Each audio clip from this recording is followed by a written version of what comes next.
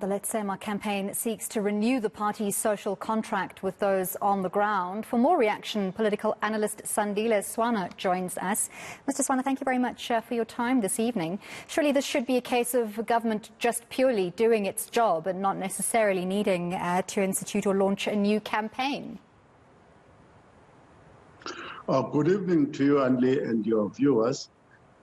Yes, we must remember that this is a campaign not launched by the government in the state, but it is launched by the ANC. This Letsema campaign, indeed, as you correctly point out, it seeks to do the very same work that the municipality, for instance, in Mangaung, was supposed to do. There are workers there who are earning salaries for cleansing that city, as an example. It is not clear how this Letsema will dovetail with the IDP and the SDPIP of the municipality, which is the plans of the municipality and its operational plan on a day-to-day basis. Where does this fit in? And what happens to the monies that are set aside for the work that will now be done by the members of the ANC in their private capacity? So the president also speaking in his capacity, not only just as a national president, but as party president, and the comments he made specifically around rooting out corruption in Mangaung. What do you make of that? And do you think that's a specific swipe at Comrade S. Magashule? Well, that may well be. I mean, in the face of the RET forces having won in the eThekwini region and a resurgence of the RET forces, which are not dead but are alive, yes, it is symbolic that he goes and launches this campaign, and in it he tells us about corruption and anti-corruption measures. But I want to just emphasize that the problems that we face in these municipalities and our areas of living are not just caused by corruption only. There is the issue of long-term poor performance by deployed cadres, as well as incompetence that is cutting across all sections of government. So the renewal of a social contract with voters, that's essential given the poor performance of the ANC in the last regional elections. But do you think people trust such promises of a renewed social contract given the poor performance in the past?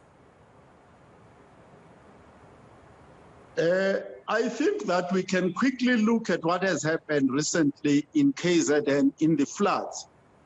The reports that came out was that there were members of the community who spotted ANC members of one kind or the other, almost stealing perhaps the very resources that were set aside to rescue the people who were in the disaster or to assist the people that were in the disaster in KZN.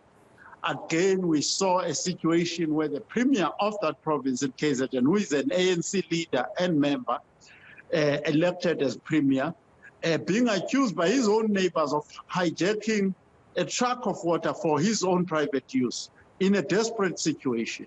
We also heard that there's a committee that is set which involves the private sector and civic organizations to manage the disaster funds that are going to KZN, because the communities do not trust the African National Congress with national resources or state resources in any way. Lastly, the ANC is not trusted by its competitors. The other political parties were refusing to form coalition with the ANC after the November 2021 elections, because they do not trust the ANC.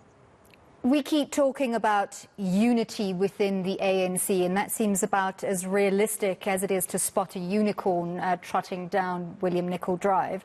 At a branch level, what does the ANC need to do to achieve true renewal and some measure at least of unity? The problem that you have now created, if we wanted to solve the issue of disunity, first of all, we need to accept that at every branch, generally speaking, the branches of the ANC, the people who get elected into the branch executive, into the regional executive, the provincial executive, national executive, are elected through dubious and questionable processes, and processes that are largely corrupt. So the people who are in position themselves do not have legitimacy. What they have are the actual position that they got through buying, through rigging, and all sorts of processes that were used to get those leaders into position. So for you now to, if you do not do that, that people win fair and square, then there is no renewal that is possible in the ANC, because the leaders that are there are illegitimate most of the time. Do you expect to see more rollouts like this nationally?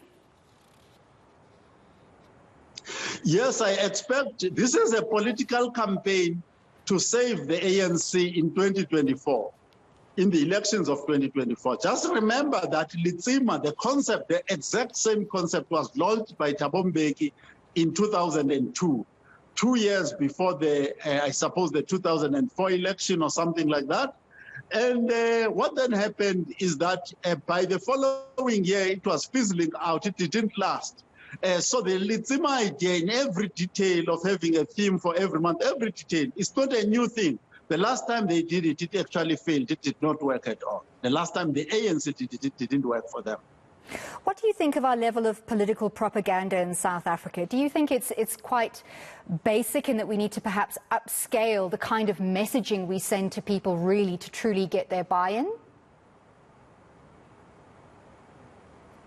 I think that before you have a lot of volume of strategic communication in South Africa, you actually need to have a degree of honesty. Remember that in South Africa, you have a media, people like yourself, who scrutinize everything every politician is saying.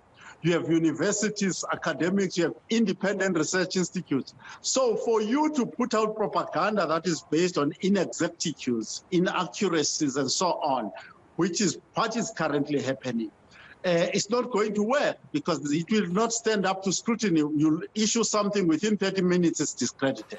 So you do need a degree of honesty, and that requires that you put people who are honest as ministers, cabinet ministers, mayors, premiers, and even as director generals, as municipal managers, and so on.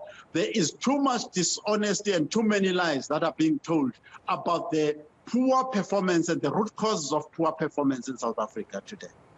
I've heard of ANC members who describe themselves as being in an abusive relationship with the party that they support. And so in the sense that they love their party, they are staunch supporters, but they feel essentially that, you know, at some point perhaps they should consider leaving because it's not a positive, uplifting relationship. It feels almost parasitic in some ways. Do you think that sentiment is growing? I think that there are a number of people who are outrightly dissatisfied with the ANC, and the fact that since the 2009 election, if I remember correctly, the results have been going down. The ANC election results have been going down at a municipal level and at a national level. And this last election, they fell below the 50% mark. So there are people who are disgruntled and doing something about it.